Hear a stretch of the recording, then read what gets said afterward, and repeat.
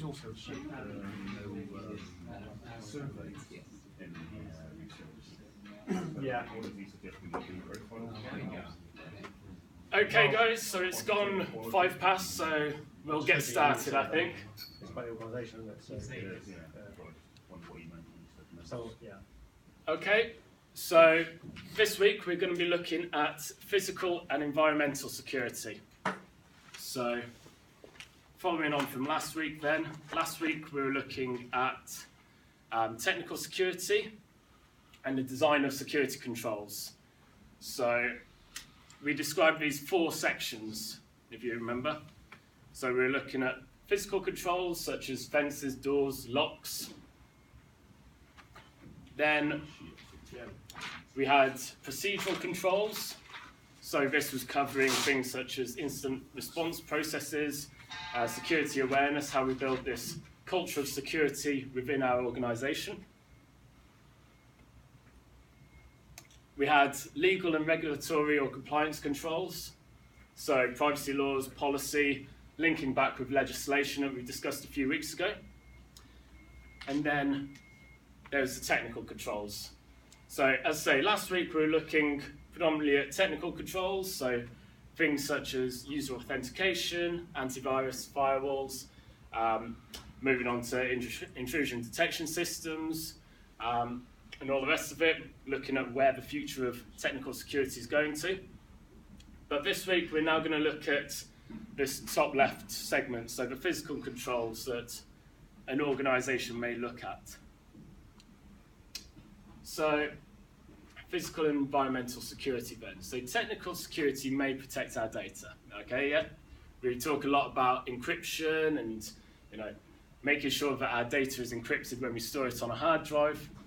But we've got to think, well, it's all well and good having the technical level, but that hard drive is going to exist in a physical space somewhere. And so it's just as important to be sure that the room that hard drive, for instance, is being stored in, that room is physically secure as well. Otherwise, all our technical efforts are pretty much wasted. So you can start thinking about what are the threats to physical security. Unauthorized access into a building, moving to kind of more elaborate things such as someone actually kind of planning to attack a building, explosion or otherwise, all possibilities. And what can we do to improve physical security within your organisation? So, as I say, if we've got unauthorized access, unauthorized users coming onto site, how do we ensure that we protect against that? And likewise, if we've got people who are legitimately on site, how do we control their access around the physical space that we operate in? Okay, so what are we protecting from? So, linking back to some of the concepts we've discussed before, we can think about access, theft or damage of physical resources. So we don't want people to access them, we don't want people to access them and take them away, and we don't want people to access them and destroy them in some manner.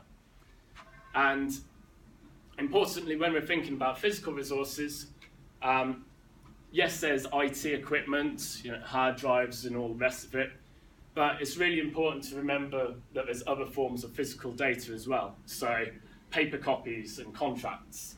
So a typical exfiltration of data may be not to necessarily steal the hard drive, but just print out everything from a company server and walk out the door with the paper copies in hand. You've still got the same data, you've just got it in a different form. So how do we protect against those kind of attacks? So again, both external and internal attackers may attempt to evade physical security. So we might have people from outside the organisation trying to gain access in, but we also might have people from inside the organisation trying to access areas which they shouldn't be accessing. And as we've discussed before with insiders, they have privileged access, they have privileged knowledge, and so they may well be a lot more successful when it comes to trying to carry out such an attack.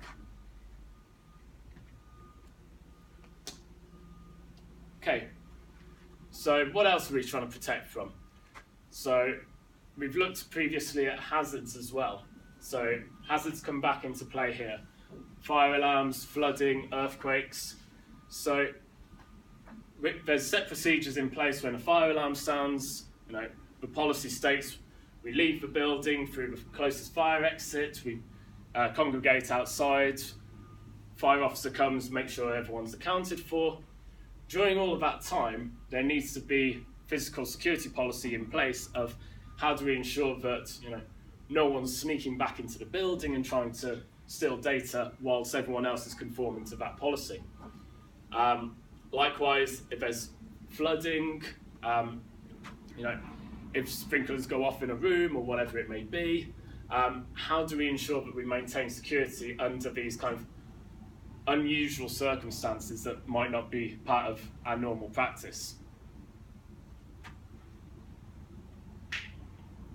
Okay, so we've looked at information security policies, and over the weeks we've seen that there's a variety of different subsets that the information security policy should have. And here then we can see University of Oxford IT Services, they have a physical and environmental security policy.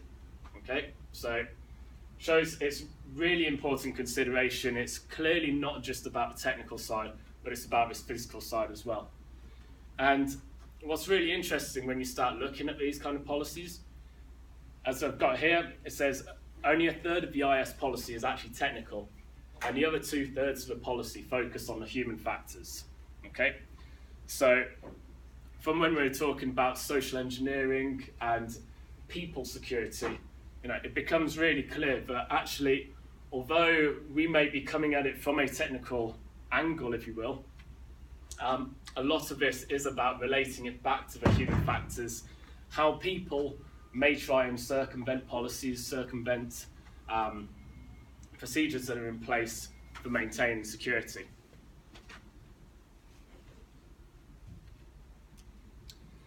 Okay, so the kind of physical security measures that we might have in place.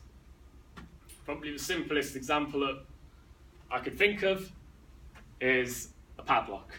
Okay, all familiar with padlocks, the most basic security method. And we've got one key that opens one padlock. Okay, this used to be well and good, but what if more than one person needs access? Then we obviously need to get more than one key cut. What if we want to know who's accessed it? Okay, so I've got a lockup, I've got a padlock on it, someone's come along, unlocked it, locked it back up again. I've got no way of knowing who actually accessed that. So we lose an element of an accountability when you've got something as simple as a padlock. Okay, and what if our attacker owns a pair of bolt cutters? So simple method of security, but straight away we could see, it's not going to cut it for what we need in an organisation. So a pair of bolt cutters and the padlock's gone, your security is completely compromised. So moving on to more recent measures, if you will. We've got RFID cards, so radio frequency identification cards nowadays. So again, you're probably all familiar with these kind of things. You probably have your student cards which support them as well. So simple plastic card like that allows a managed approach to physical security. So if I want to access a particular part of the building that may be secured, there'll be a little black box. I go up to it, I swipe my card, and if I'm authorised, light will turn green, I'll be able to go through. Otherwise it'll flash red and won't let me through. But with all of this, it allows for a centralised approach to it, where a log can be maintained by IT services or whoever else within the organisation is dealing with this, to be able to see when people are accessing certain parts of the building at what time, but also to see when failed attempts have been made as well, which are just as important. So it's important to know, for instance, if someone's trying to use my card to access, I don't know, something in chemistry, for instance, it should be important to know there's a failed attempt, which card it's associated with as well, because then an investigation can take place to see, was it actually me trying to get into chemistry, or is it that someone's stolen my card and trying to just access whatever they can? What is the motive behind the access? So having that kind of electronic record becomes really important for being able to investigate further into the process. But there's some issues with RFID. So typically, a lot of places will have a swipe on entry only. Okay, so I want to access a building, I'll swipe the door, it will open, but then to exit, there might just be a button on the inside, I press that, I can leave. So in trying to build up that kind of picture of what's taken place, trying to reconstruct a scenario, how do we know what time someone left that building? So someone may have come in at 6 p.m, they may have left at some time, but we don't know what time, and then an incident took place at, say, 10 p.m. So it only gives you part of the picture. There are other systems in place where you might have to swipe on entry and on exit. Obviously, then this allows you to build up that picture, but then, as we've talked about in previous weeks, it builds in an element of inconvenience. I'm trying to get out of the building, I've got to find my card, where's my card? Luckily it's around my neck, I swipe that on the door. But that does build an element of inconvenience.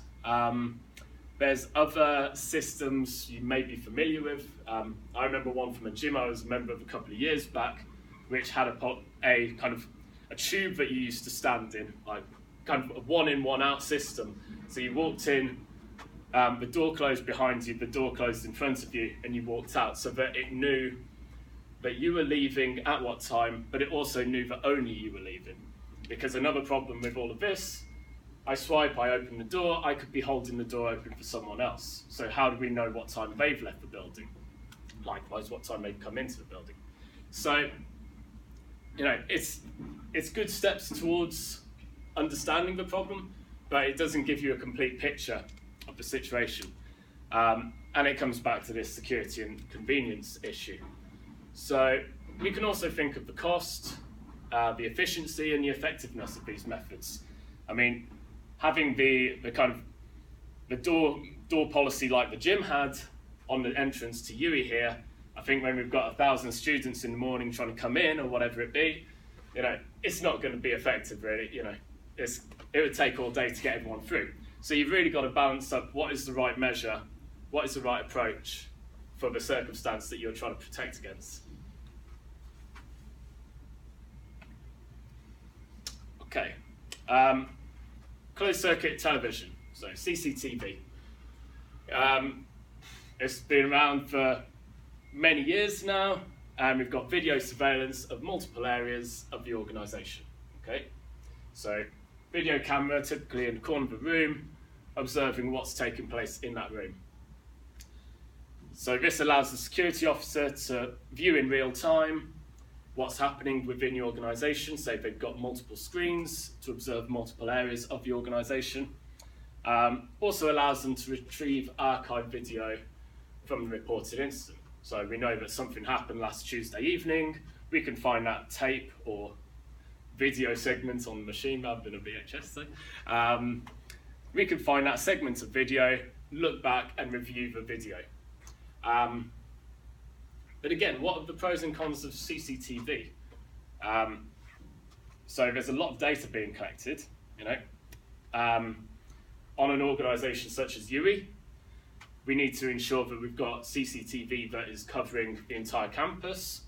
So it involves a lot of cameras, a lot of expense. So are there areas which should be prioritised? And then also the demands of the security officer. If we're saying, okay, we're going to have complete coverage of the university campus, that requires, I don't know, 1,000 cameras, probably more. Can you really expect a security officer to sit and watch 1,000 different video screens all at once?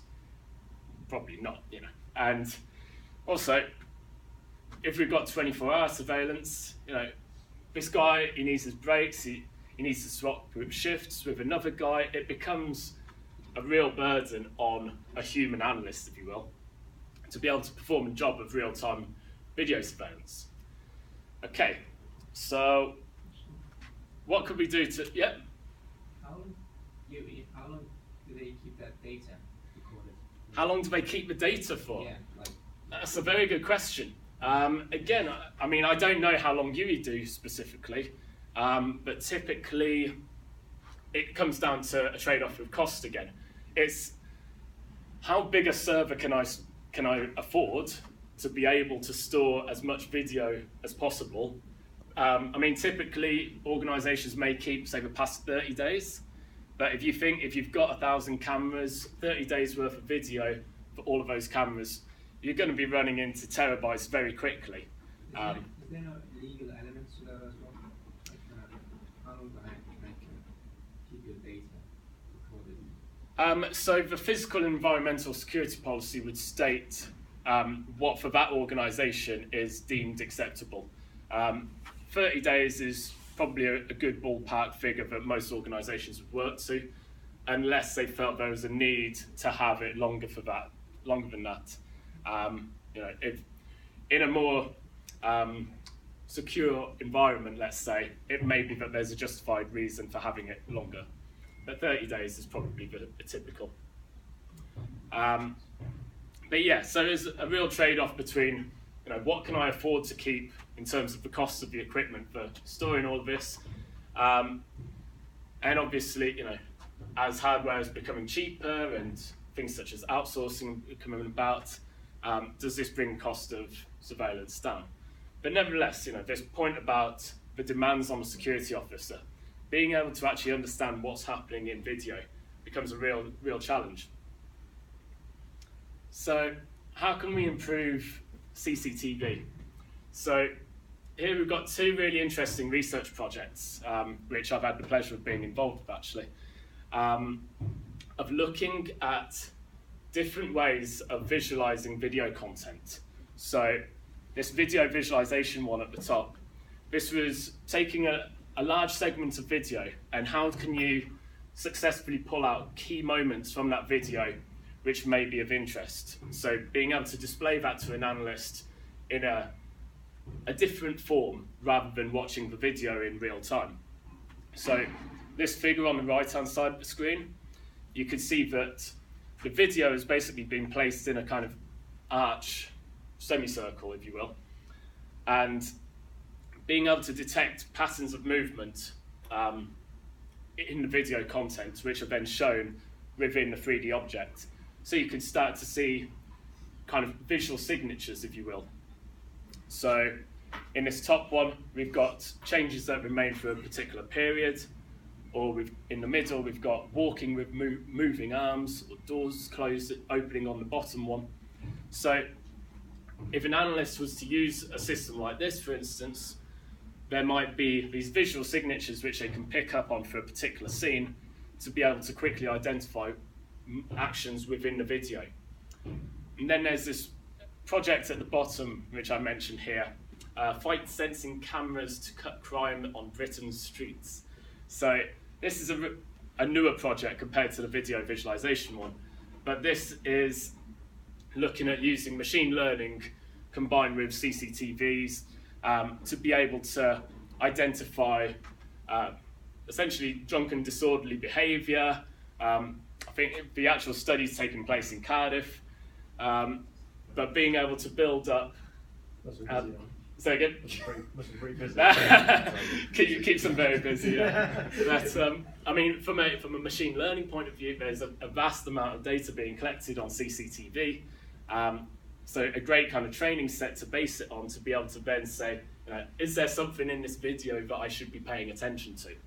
So it's a really interesting research area of how do we make sense of all this video data that's being collected.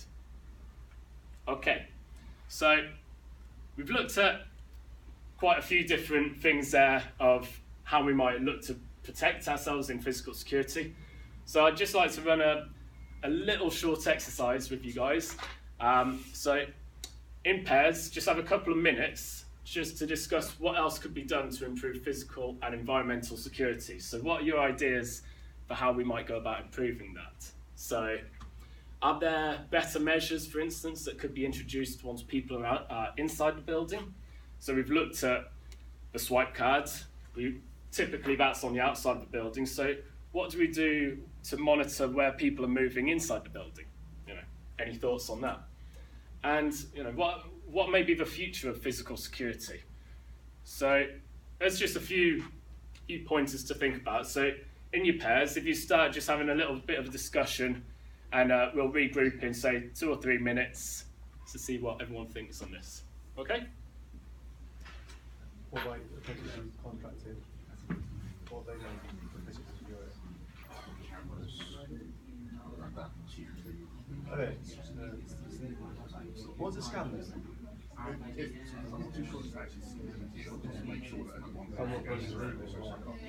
Yeah. So it knows who's gone into the capsule. Yeah, you still got to. Okay, yeah. Yeah, it's like a two-part thing. Yeah.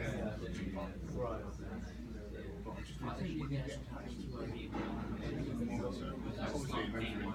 Yeah.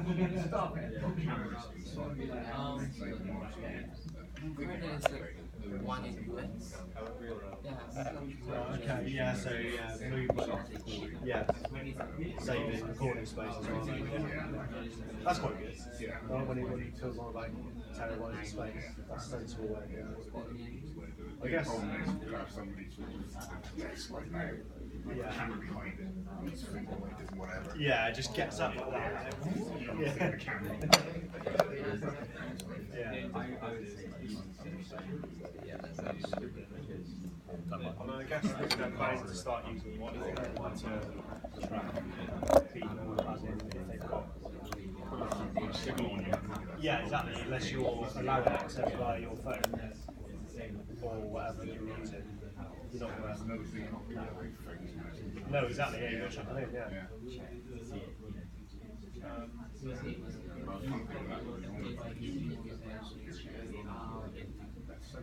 Yeah. But yeah, my organisation, I just use like a hotel check. No bank security, but I'm just doing it to say we haven't got. I'm just thinking, well, if I walked into this new organisation, what would I say? I haven't thought about what they've got gaps now. And I thought about if they just started out.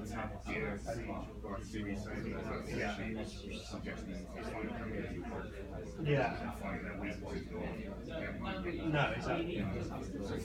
What I want to do, you can. Yeah, you can.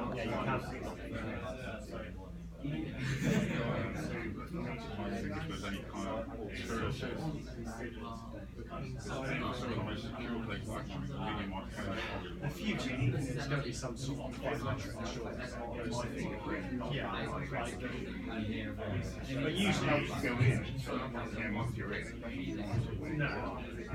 Usually, I think that the answer to that is usually two measures come together to make one answer. A bit like the capsule with the card entry, which are actually like only you go outside of that. And you got that's the sort of thing that like. I was thinking that when you said about the floods. Yeah. Because it's very good to get into a danger room, you have a fire. And then the guy says, okay, you've got to go out. Might say you're all searching for your car. Yeah, but doors are locked. Yeah, but doors have to What, having it so that the doors will open out without having to swipe? It's a good point. I mean, it may be that, not necessarily fire, because you've got fire exits and all the rest of it, but then, I mean, who knows, there could be... Yeah. Yeah. But I mean, there could well be other scenarios, not just fires, where it may be in the interest. I mean, you know, yeah. I mean, it could be. I mean, just some sort of threat on yourself, whether it be someone who's entered the building who shouldn't be there, who's got threatening behaviour, but it's still a reason for you to think, I need to get out of this building. So, you know, there could be a number of reasons, but as I say, it's a case of weighing up whether it's appropriate for the organisation. So, At the end of the day, it seems like just working in combination, like just had a card and Some sort of combination of two existing sort of designed together in some sort of ways that people are more secure. yeah, I mean, it's going to be a case of bringing together these different things, as I say, thinking about to what level of security is appropriate for the organisation you're working in. I mean, a university obviously is a very lax environment compared to MOD or wherever else it be. But I mean, I think also the indoor monitoring of security, physical security, is an interesting area as well. There's a lot of work going into indoor GPS, for instance. Yeah. So you may start looking at things like that, and in which case, what device do you use to be able to monitor that? Do you build it into this issue by your organisation, or do you rely on something that everyone already has, such as a smartphone, and then there's that trade-off of, well, is that imposing on kind of bring your own device and open flexible? And assuming they've got one. Yeah, exactly. And assuming they've actually got one. Because some people still don't enjoy carrying a phone, so Yeah, yeah. like I said, at the moment someone doesn't bring it, your security policy is so the most one that I've ever really is at the top of the list is tailgate. Yeah. Yeah. Yeah. What's the way around that other than a bit of culture? Well, that's- all the places I've been, it's just been video or something. Yeah. So make sure you're not being tailgated. Yeah. Rushing around during the day, you're not looking at the And that's it. I mean, when we were discussing social engineering a few weeks back, if someone turns up behind you carrying a heavy box of things, you are likely to hold the door open for them. That's just being polite, isn't it? But should you be saying, "Oh, are you authorised to be here? Who are you seeing?" It's absolutely, yeah. So it's a real battle between kind of personality and procedure in a way, isn't it? So. Okay then, guys. I'm sorry to break up the discussions because it sounded like there was some good things going on around the room actually. Okay, so in terms of physical and environmental security, what do you think could be done to further this? Any thoughts about how it could be improved, or where the future of physical and environmental security may be heading towards? Biometrics? Absolutely, yeah. So different authorization methods rather than just relying on cards, yeah. You can have swipe card with a PIN number. Swipe card with a PIN number, yeah. You know the PIN number, and you can change that PIN number right away. Yeah. 2 months. Yeah. So that's ensuring that essentially a kind of two-factor authentication in a way, isn't it? So it's not just a case of steal my card, you'd need to know my PIN as well. What if it was biometrics that activated the card to make it useful? Yeah, I think like only work when you're holding it. Yeah. So if you scanned it, it wouldn't be active. So you need to have a thumbprint on the card. And then that activates whilst it. that's, I mean, that would be fantastic. And again, it brings in that. Count of it. Yeah, that's it. You've got IP for that. But that brings back the element of cost as well, because while it would be fantastic, you wonder whether some organisations would be like, costs too much. So, any other thoughts? Anything else? What about inside tracking? Any thoughts on that? Say it again. That's a privacy issue, like tracking people. Privacy issue, absolutely. I mean, yeah. If you were to know where people were at what time, obviously at the moment we have swipe cards to say, oh, Phil's in this room at this time. But if it was taken to a more fine detail than that, Phil is in this part of the corridor at this time, you could well argue it's a privacy issue, yeah. And depending on the organisation, it's a case of establishing whether it's appropriate for that organisation. So it depends what you're protecting against and what you're protecting in the first place. Yes, yeah.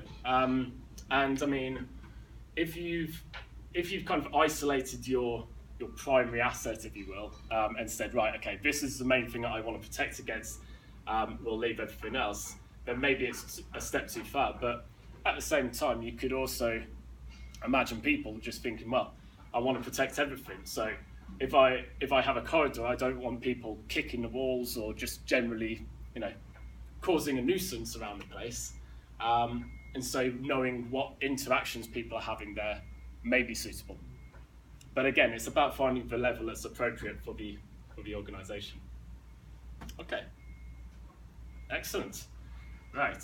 So we've looked at physical security, different methods for how we might ensure physical security, and rightly so about the privacy issues as well.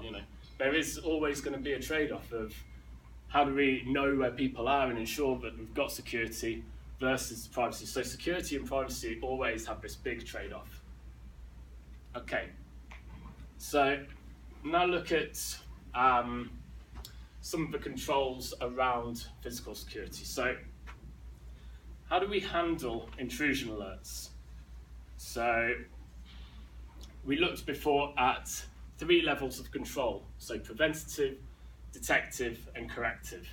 Okay, so when we're looking at physical security, when we think of preventative controls, examples of this might be things such as a reception area. So within UI, we've got a reception area in the main quad by where the old student union used to be. So that serves as a first point of entry. Within each building, we've also got our info points as well. So visitors typically are told, go to the info point. Reception areas, certainly in more secure environments, also serve as a kind of holding area. It allows you to say, right, okay, the visitor's going to wait here and they're not allowed further than this point until whoever is looking after them for the day is here. Preventative controls also locks doors. By locking the doors, we know that we're preventing any further action there. So then, if we think of detective controls, so this is when we're looking for the occurrence of something in real time, if you will, we could think of alarmed areas. So we know that someone has breached into a particular area if an alarm is sounding. And this may be an alarm triggered through IDS and all the rest of it from a technical point of view. Here we're now thinking about physical alarms. So if this room was alarmed and we entered, that would be a detective control. And then a corrective reactive control. I mean, I was trying to think from a little bit of like, what could you do as a kind of reactive control in this case? Well, yeah, I mean, hopefully you doesn't employ this policy, but you could think of it as an electric fence. I mean, essentially, your corrective and reactive controls are deterrents. So what better way to deter people than a bit of an electric shock, eh? But we can think of organisations where this is a reality. This actually happens. If we think of army barracks, for instance. Okay. So other policies that we might need to think about when we're thinking of physical security, and in particular here now, it's a kind of a balance between physical security and technical security, actually, because we could think of clear screen and desk policies. So how do we manage sensitive detail on computer screen? So I'm at my desk, I'm typing sensitive document, and someone comes up talking to me and distracts my attention, or it may just be something as simple as going off to make a coffee quickly, and then a fire alarm sounding whilst I'm doing what I thought was going to be a 30-second job. So now that screen's unlocked, it's open for access from others. So what can we do about this? Well, we could think about things such as screensaver passwords, but then there's a trade-off, and again, it's a security versus convenience issue. Because if I set my screensaver password to kick in after a minute, I might find myself constantly typing in my password all day. But then if I set it for too long, then does the password become ineffective? If it's unlocked for an hour and I've been distracted away from my machine, then it's time for someone to do whatever they want. But then also, that's thinking about our desk in terms of the desktop on a machine. We also need to think about how we manage sensitive printed details. So going back to this fact that data is not just on the computer. We might have printed documents, and so clear desk policy aims for no detail to be left on view. And in actual fact, when you look at things such as hot desking now, hot desking effectively encourages this kind of behaviour because you turn up, you've got a blank desk. When you leave that desk at the end of the day, you take everything with you, and so no documents are ever left on show. So especially if you've got, I don't know, very cluttered desk. If you're a particularly unorganised individual and you've got this cluttered desk, it becomes quite difficult to know, well, what is on the desk that should be seen and what's on the desk that shouldn't be seen. So the best way to avoid it, have a clear desk policy. And again, it's about whether it's appropriate for the organisation that we're trying to protect here. Other things we might think of when it comes to physical security. So moving property on and off of site. So how do we manage data when it needs to be used off-site? So I might have client meetings that I need to attend to, or working with collaborators. So, there are plenty of legitimate reasons why data may be required off-site. So we need to ensure that we manage those effectively. And as I say, need to avoid the left in the back of a taxi scenario, because this is something that happens all too often. USB stick, confidential data, left it in the back of a taxi and suddenly it's on the front page of the Daily Mail. It's easily done. So what might we do to protect against this? One method is having an inventory of off-site equipment. So knowing full well what equipment is permitted off-site, how do we account for this equipment, and what is the procedure if this is lost, stolen or damaged. So it may be that we've got things such as remote wipe policies. So if a USB stick is left in the back of a taxi, it can be activated back in the kind of central hub to be remotely wiped when it's next inserted into a networked device. Remote access. Okay, so only still the bare minimum locally. So, personally, I have a work-provided laptop. I try to ensure that I have as little as possible on that laptop and everything is housed centrally on the university servers, for instance. So by taking that approach, you're essentially mitigating the amount of risk associated with if that laptop was to be stolen or lost or damaged. And then also bring your own device. So we've discussed bring your own device before. What implications might this have? So here now, the individual is going to have probably take more care of the actual device being used because it is actually their own device. But then obviously we need to have managed controls over, from their own device, what are they entitled to access from the company servers, and what should be protected so that it can only be accessed from company devices. Okay. And then the last thing to think about when it comes to physical security is the procedures for secure disposal. So we've got some data, and the data has been used for its purpose, and now we need to think, right, okay, what happens to that data then? As we looked at with Data Protection Act, we don't just want to keep that data forever. We've agreed, we've set out, when we collected that data, it will be destroyed after a particular amount of time. So how should we securely dispose of the data? So as forensic students, there's plenty of cases out there where hard drives have been sold on second hand, and suddenly the new owners managed to pull everything that the old guy had on their hard drive before, because it wasn't securely wiped. Yeah, it's fairly common. So we think of this from an organisation point of view. The organisation are auctioning or whatever their old equipment off, and suddenly all their company records have been retrieved. Then they're going to run into problems. So there needs to be policy to encourage the secure delete by overwriting data with random data multiple times, So at least 7 times or what have you. Personally, better yet, physically destroy the disk. I mean, if I'm ever selling a laptop second-hand, for instance, I will always make a point of taking the hard drive out of the machine and putting a sledgehammer through it, because there's always a chance that it can be recovered, and especially given the drop in price of hard drives and all the rest of it, for the sake of ensuring your data is safe, you may as well just spend 30 quid on a new hard drive. So physical destruction of the disk, and at least then knowing that disk can't be used again. So that's the technical side of security when we think of hard drives and the rest of it.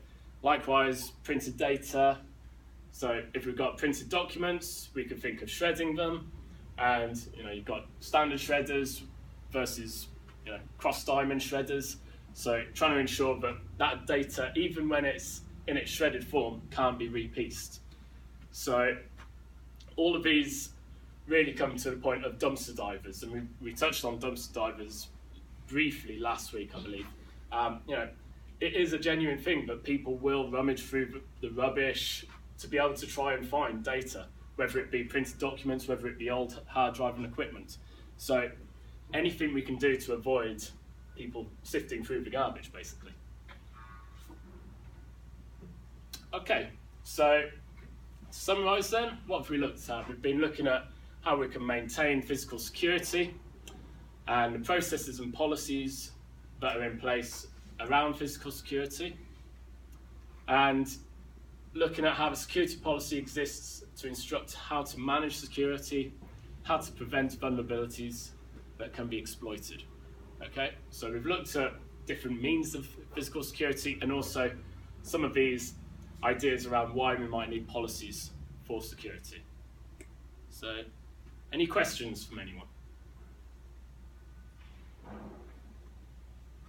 No? Okay, in that case, thank you very much for your time. Thank you.